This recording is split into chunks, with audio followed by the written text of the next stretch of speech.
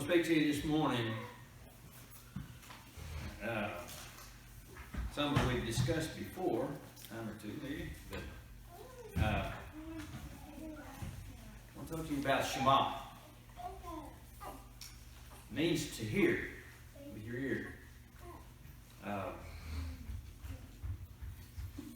It's found in Deuteronomy chapter 6, verse 4 and 5. And it goes like this. Hear, O Israel, or should we say nowadays, listen, people of God. The Lord is one, and you shall love the Lord your God with all your heart, with all your soul, and all your strength. This one line has been the focal point of daily worship for the Jewish people from roughly 1500 BC to the present. That's about 3,500 years. How many daily worship services would that be? Or worship times?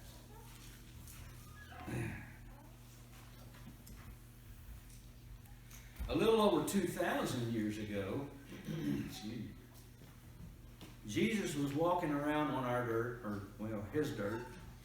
He took the line from Deuteronomy chapter 6 that we just read, and he said, this is the greatest commandment given to Moses on Mount Sinai. It's the sum of all of the commandments, he says. And so all his disciples down through the years have always held it in high esteem. Paul, his apostle, quotes from the Shema in 1 Corinthians chapter 8, verse 4 and verse 6, as does James, the Lord's brother, and the leader of the Jerusalem church in James chapter 2, verse 19. It speaks of divine unity. The phrase, the Lord is one. And it calls to us, for an undivided love for Him. A love with all our heart, with all our soul, and with all our strength. God's command to have no other gods before Him is backed up by this statement in the Shema. To love the Lord with all of who we are. He wants our complete person. Heart, soul, and strength. Not just a Sunday sample. This is every day. Belonging to Him is the only way we will flourish in this life.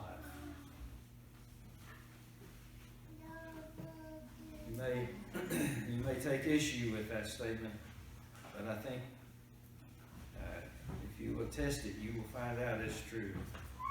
That's the only way that we will actually flourish in this life. Most of us have been in control of our own lives for long enough to really make a royal mess of things. We need Him in control, just like Moses says to ancient Israel in Deuteronomy chapter 30, the Lord your God will circumcise your heart and the heart of your descendants, to love the Lord your God with all your heart, with all your soul, that you may live.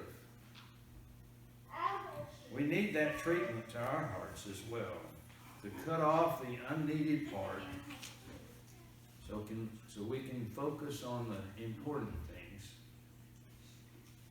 In chapter 30 also, in verse 17, there is a clue as to why we fail to hear God's words.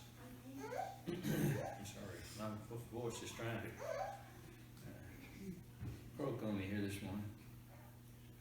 Moses says in verse 17, but if your heart turns away so that you don't hear, and are drawn away and worship other gods and serve them, you shall not prolong your days in the land. So I've got a question. What is this heart he speaks of that loves God or turns away so that we cannot hear? It prevents us from hearing.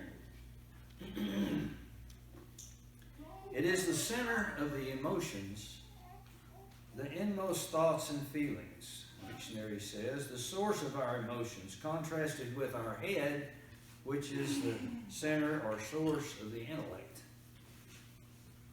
So we are to love God with all our emotions. So being the really sharp clod that I am, I decided I'll just make a list of the emotions. And we'll pick a couple of them out and we'll talk about them. Well, I worked up my list and I got all the way up to 5. There they are. Right? Love, fear, hate, anger, and passion. That's a good list, don't you think? Those are all. And I thought I'd just run it past Rita just to see. Maybe I missed a couple. And she starts listing off emotions. And she goes on and on. And then she whips out her phone and she goes for the source of all knowledge, the internet. And their list is 261 emotions, different emotions that you can, this is the feely stuff that you can, I never felt that many emotions, but emotions, wow. Now at this point, I'm properly intimidated. And I learned that love is not an emotion. Love is a decision. It was first on my list too. I just thought I'd nail that one for sure. That's the one that came to mind first. Well, I had to get the eraser out. The correction goes like this. The Hebrew word for love means desire.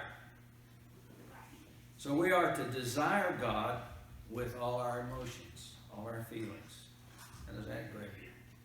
I mean, I know we girls understand about feelings, and most of us guys don't think too much about feelings, but we have them. It's that touchy-feely stuff. And some of us don't really care for that. So what about Jesus? He used Shema in the New Testament, and those accounts are written in Greek. Does it carry the same meaning in Greek as it does in Hebrew? Yeah, pretty much. Now love, it's not an emotion, remember, is a conscious choice to do the best thing for another person. And sometimes that doesn't work very pretty. Doesn't look very pretty. It's two-sided. Sometimes it's pretty and pleasant. And sometimes it's hard. And it rips your heart out. But that's love. Oh, and that gushy feeling, that touchy-feely stuff, that's affection or hormones, but it's not love. Not love. So now the question becomes, how do we do the best thing for God if we love Him? How do we choose to do the best thing for God? If we back all the way up to the beginning, we read in Genesis that God made a garden, and when He had created mankind, He put them in this garden sanctuary, and He could be with them, His favorite creation. It was holy ground there, like Moses encountered at the burning bush. The garden was holy ground, and He could be there. For a while, they all enjoyed being together, until the temptation presented itself. And we talk about our fall, and we did fall, and we are still falling. But have you considered God's position in all of that? He went from being very close, like you and your children, or your spouse, your parents, to being blocked from touching them.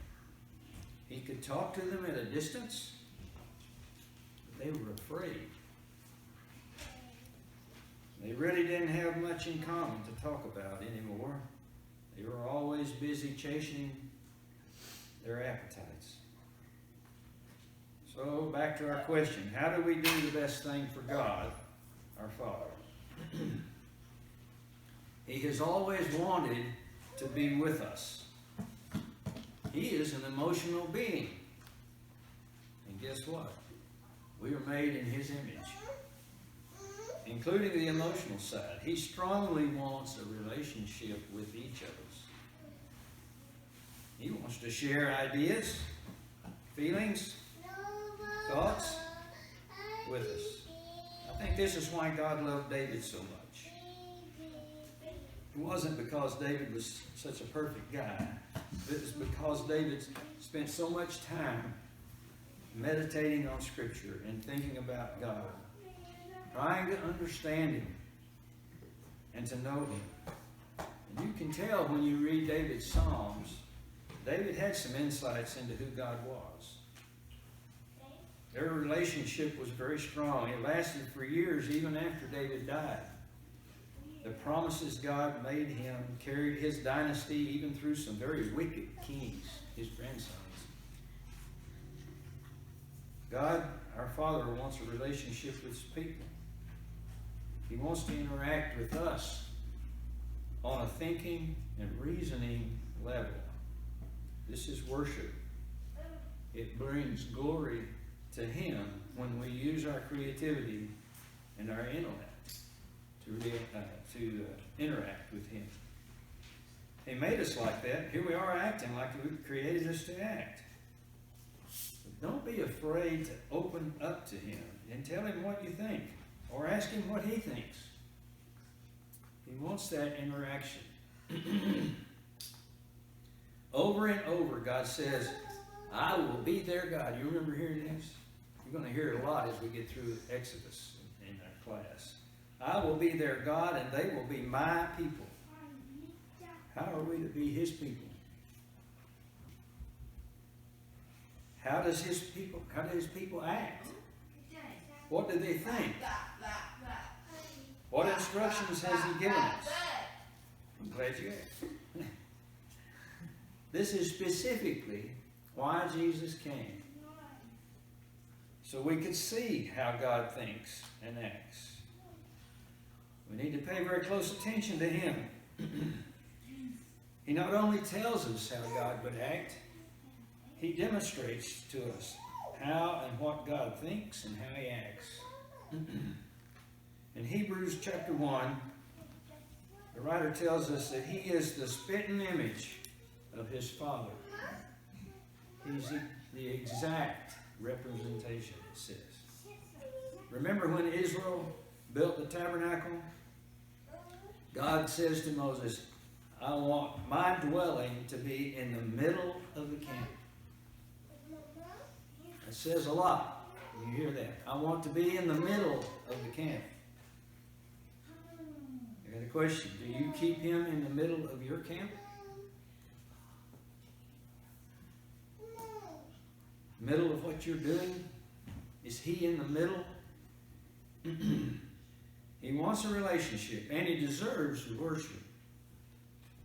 Now back to the heart, the seat of the emotions. How do we make our emotions fit into loving God? We have some very negative emotions on the list.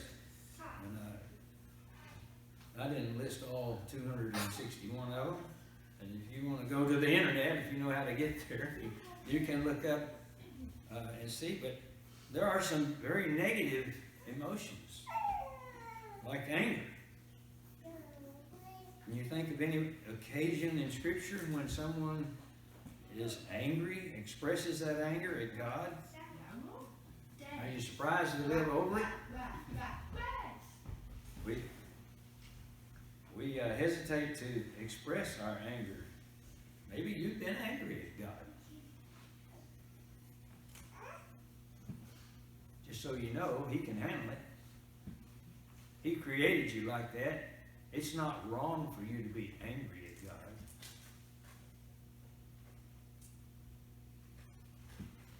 If you are, or you have been, you can talk to Him about it. You can express it to Him. You need to be respectful. But you can be honest and open with Him. In Genesis chapter 18, we studied, probably been a year or so back, maybe 2 years now, verse 23 and 5. Abraham, you remember, is haggling with God over the safety of Lot and his family. They live in Sodom. Excuse me. And God has come to see Abraham and to visit Sodom to check and see if the things he's heard are so. And Abraham expresses it this way: the sin of Sodom is full. Means that they have pushed it to the limit, and God has come to check it out. And he's fixing to destroy it. In fact, he does destroy it. But listen to words that Abraham says, and see if you can hear the anger coming out in what he says to God. And God is, remember the three angels, we call it, three men that came to visit. Two of them have already gone on to Sodom. It's just God and Abraham at this point. And he's standing right there. And he says to God,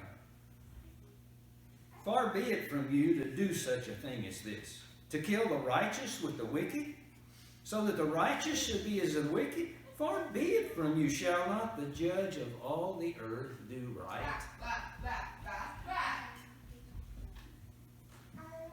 Do you talk to God like that?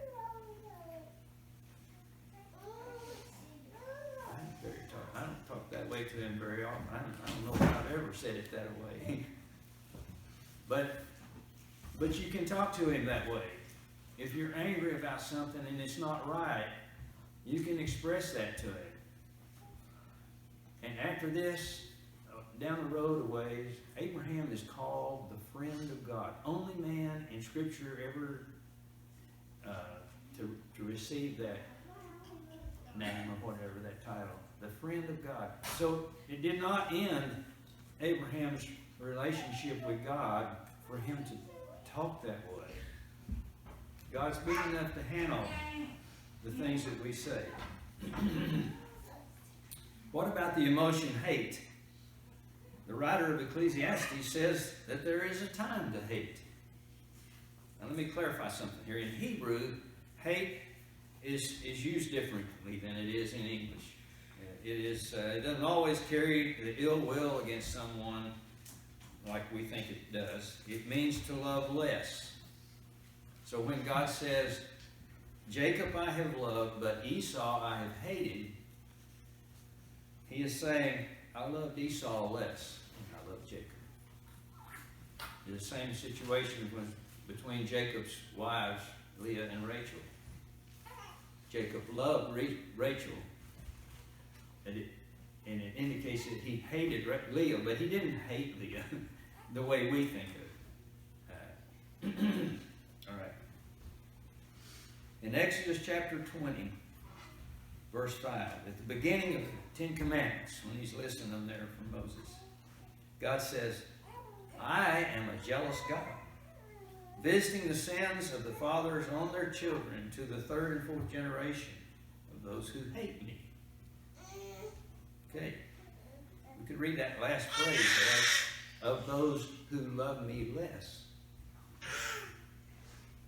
He's just demanded in verse 3 of chapter 20, he's just demanded first place. Have no other gods before me. So, if we, of those who love me less, so if we love him less than first place, there's consequences. Jealousy is an emotion that can be both good and bad. God is jealous over his people, over his name and his honor. We need to ask ourselves, are we jealous over his honor? How do you react? How do we react? Not just you. How do we react to disrespectful and disgusting comments about his character? That's a big part of having a relationship with him, or with anyone as far as that goes. It says a lot to him. Do we protect his honor, or just let the comments slide? I encourage you to remember that you are in a relationship with your Father in heaven. A relationship implies giving as well as taking or receiving. Giving honor and respect, and support to the one you love. That's enough for today for you to think about. I'm going to go on and we're going to look at the other phrases, what it is. Today we looked at loving God with all our heart, kind of what that entails. Next time or two we're going to look at with all our, my mind went blank. All your soul, all your life. That'll be next time. And then all our strength. So anyway, that's my thoughts for today.